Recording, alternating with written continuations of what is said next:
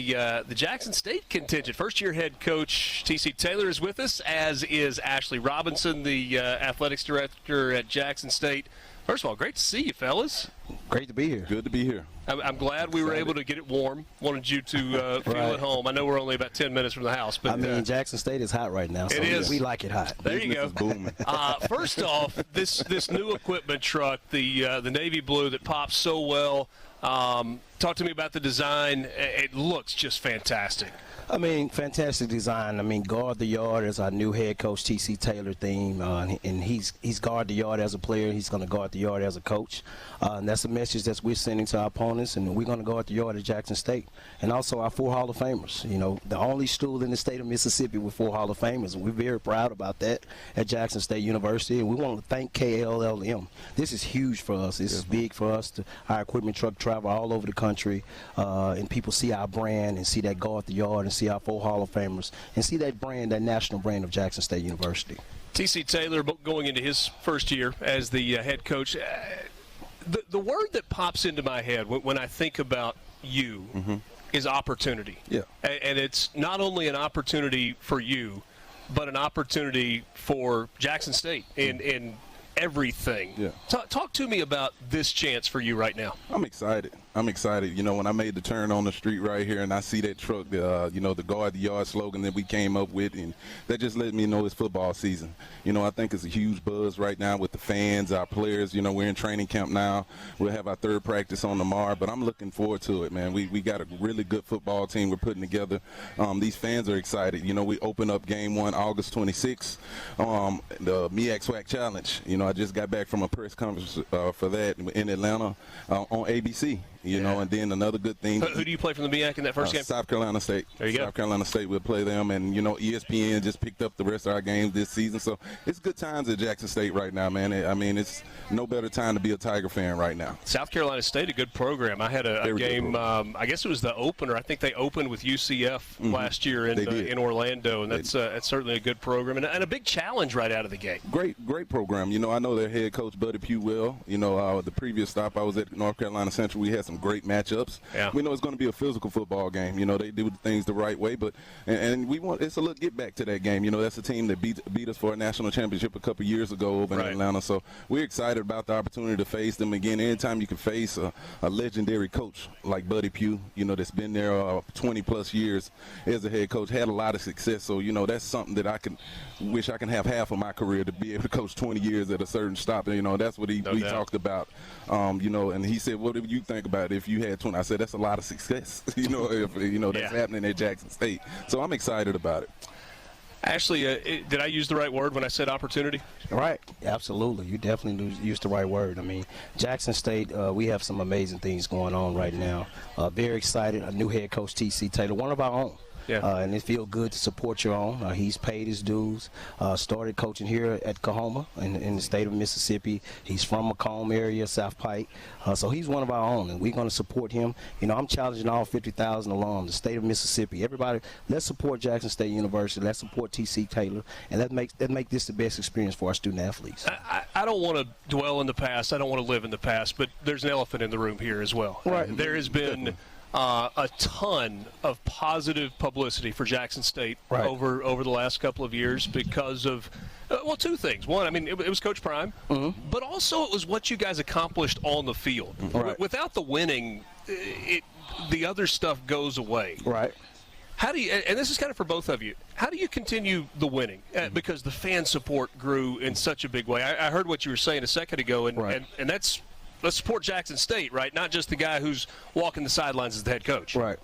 You know, we've had some success. The last 2 years have been amazing. You know, undefeated in the conference, went to 2 national championships game, HBCU game, won a SWAC championship 2 years in a row. We've had some success. But if you check the history of Jackson State University, there's been some success. There's a lot of success at Jackson State. You know, I tell people this all the time. Jackson State ain't just started doing this. You know, Coach Prime came in and did a really, really good job. You know, we was down 9-10 years.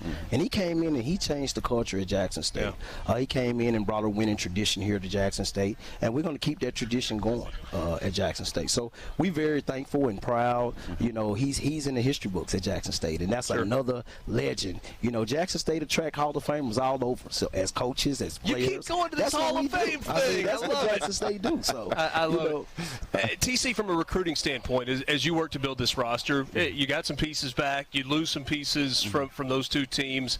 Has Jackson State re-emerging as a household name over the last 2 or 3 years, has it helped you in terms of building a roster? Oh, no doubt. No doubt. You know, it's a lot of good players in the country that want to be a part of what we had going on the previous 2 years here. And you talked about what Coach Prime did for this program. I can remember pulling up to the campus, and you got Good Morning America on campus. Right. College Game Day came to Jackson last year. You know, those things pay dividends in recruiting, and so it's up to me to keep it going. You know, when A.D. Robinson, you know, said that I was the guy I was excited, but the first thing popped in my mind was, let's go get the players. You know, we lost a lot to that thing called the transfer portal, you know, but it's a real thing in college football. No doubt, but it works both ways, you know, because it was good to us, and it's showing on the football field right now. You know, you look at what we was able to do, and that's a great job by my coaching staff. You know, we had the #1 HBCU coach recruiting class, #2 in FCS, so that lets you know a lot of people, you know, believe in the brand for us, Jackson State right now. I got a question for you, Ashley, and as the AD, I feel like you're maybe in a unique position to answer this. I've asked it before. I understand the importance of the Celebration Bowl. Right. What that means for the SWAC, what it means for the MEAC, and what winning that game means. But at the same time, it precludes you, if you're playing in that game, from being part of the FCS playoffs. Right. When you look at the postseason setup, does the good of playing in the Celebration Bowl outweigh the maybe frustration to some degree for not being in the FCS playoffs? Right. You know, when you look at the comparison, and I get this question all the time, between the FCS playoff and the bowl game that we created, every FCS conference wants a bowl game now. Sure. You know, as an athletic director, it's all about revenue for me. You know, it's all about sponsorships. That's fair. It's all about creating experience so I can support my coaches and my student athletes. And the Celebration Bowl gives us that opportunity. That's a game that you go to that game and the payoff is very, very well. And also from a conference standpoint, you know, if you host that SWAC championship, you keep all that revenue when you hosting it at home. So you're talking about impacting the city and bringing that revenue in so you can support your coaches. You know, I'm all for the bowl game. I was never a playoff guy. I've been in FCS a long time, and I've never been in a situation to where when you want to pick the HBCU bowl game and you want to pick the playoffs from a revenue standpoint, just every time. Okay, that makes sense. TC on the field, what's your team going to look like in terms of style? Because I know every head coach, to a certain extent, wants to put his stamp on it. There are things that you believe in philosophically.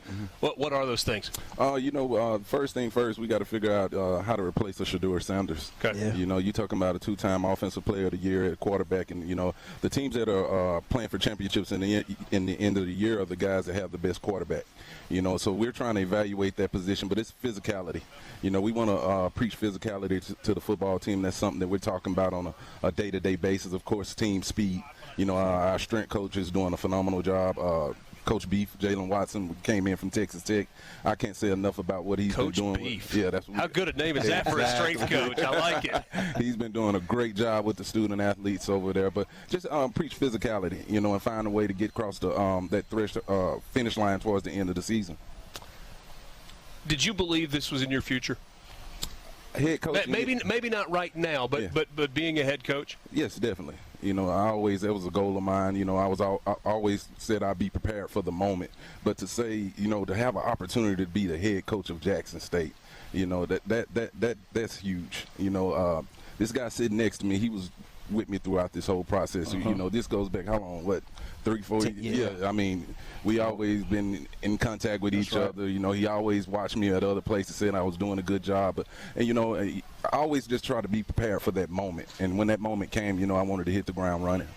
Ashley, last thing for you. Athletic directors, just in terms of job description, have to be able to look into the future. You made a hire that was transformational for Jackson State.